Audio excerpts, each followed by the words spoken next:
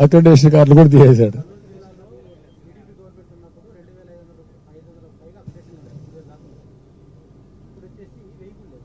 అదే నేను చెప్పేది, ఆ సాక్షి వాళ్ళు పెట్టుకున్నాడు, ఇంకెవరు లేడు.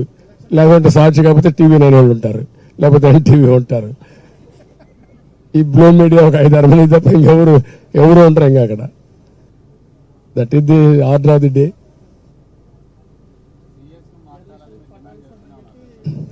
చేస్తానే ఉంటాం, ఎన్నికల వరకు ఫైట్ చేస్తానే ఉంటాం. యుద్ధం డిక్లేర్ అయిన తర్వాత ఎన్నికపోలేం కదా. You have to win the war అంతే.